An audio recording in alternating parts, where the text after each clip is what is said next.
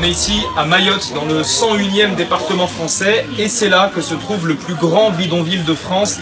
Des milliers de personnes, impossible de savoir combien exactement, vivent ici, dans ces quartiers de tôle, sur la commune de Kaweni.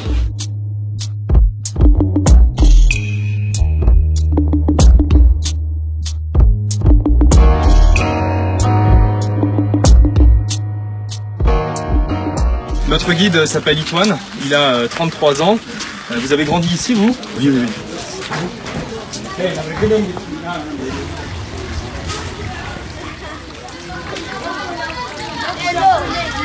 Là, ils sont en train en fait, de collecter de l'eau. En fait, ils se sont arrangés pour avoir en fait, de l'eau presque propre. Propre, c'est un grand mot, hein, pour se laver ou pour laver les vêtements. Mais c'est l'eau du ruisseau, là? Oui, c'est ça. C'est l'eau de pluie en fait, qui descend et ils en profitent là. Il n'y a pas d'eau courante ici? Non, non, non, il n'y en a pas. Il n'y en a pas, malheureusement. Et les gens, ils boivent quoi? Ils achètent l'eau et ils ramènent ici.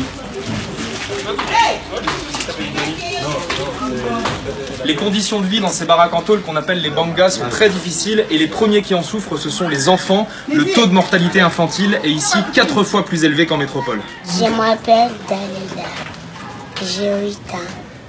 Ouais, moi, dois chanter. Oh, tambia tu après nous, wa mini roi alcooli. Tende ho tatenda tende parana ba hamwade au madame moi wembeka kama mbele ha l'hôpital bo tirwa tende.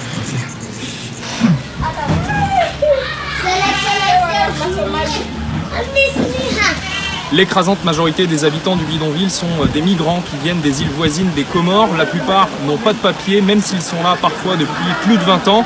Ils n'ont pas le droit de travailler, sauf clandestinement, et ils n'ont pas le droit d'avoir accès à un logement digne.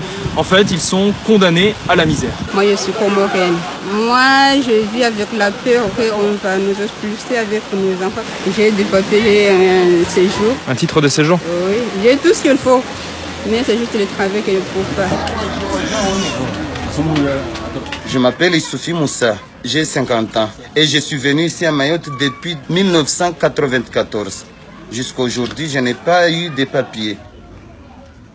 Mais ici, c'est la chambre de mes enfants. Donc, ils dorment tous ici. J'ai 6 enfants ici à Mayotte.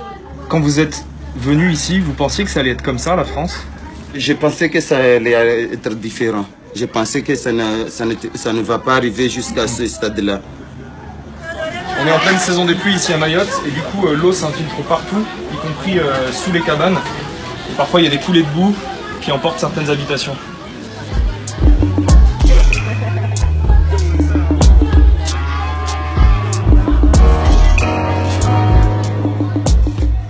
Wasiri research tu maisha ya peu maisha ya peu deria nchi ya vili wana wastrene kawaspara malikoli sababu empo ono waskarsina empo ya huveli hawana likoli wana wastrene tu dagoni. Je m'appelle Issoufi Taïnia, j'ai 20 ans et j'ai eu mon bac l'année dernière.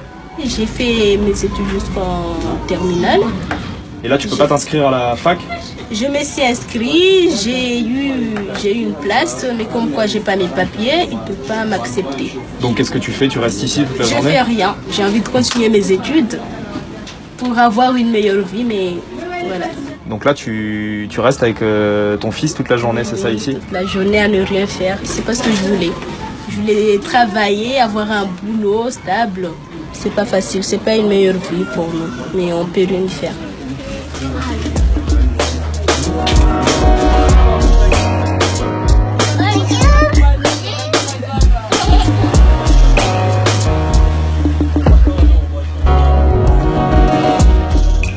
Bon, on se balade pas seul dans le bidonville, hein, évidemment. On est accompagné par tous ces messieurs qui sécurisent notre venue. Il y a des risques d'agression et la plupart des étrangers qui rentrent dans le quartier ne sont pas très bien reçus, c'est ça? C'est ça. S'il y a une agression et que la police elle arrive pour intervenir, il se passe quoi? Décaillassage. Ils peuvent pas rentrer? Non. C'est assez direct. Donc les gens sont livrés à eux-mêmes? C'est ça. Et c'est pour ça que vous avez fondé un collectif qui essaye de lutter contre la violence. Mais c'est vous qui faites la police en fait. On est obligé de faire ça.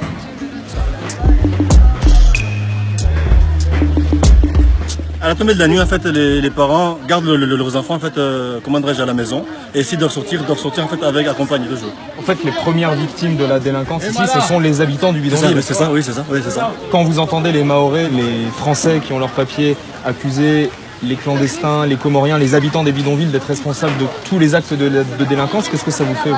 Mais moi, personnellement, moi, je dis non. C'est pas nous qui aiment le problème.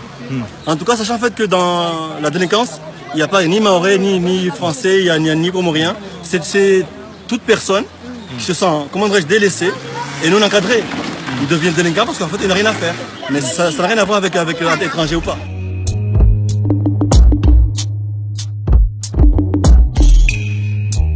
Je m'appelle M. Ayouba Wedjidine, je suis français d'origine comorien.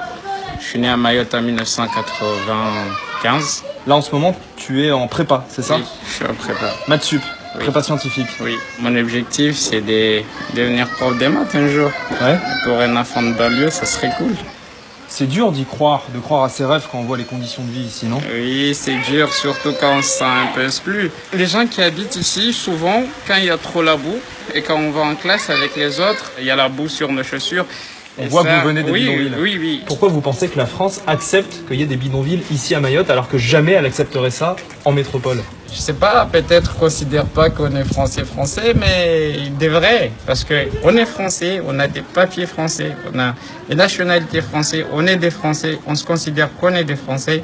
Du coup, nous aimerions que l'État change son point de vue sur nous. Pour moi, l'État nous prenne comme des Français à part, quoi.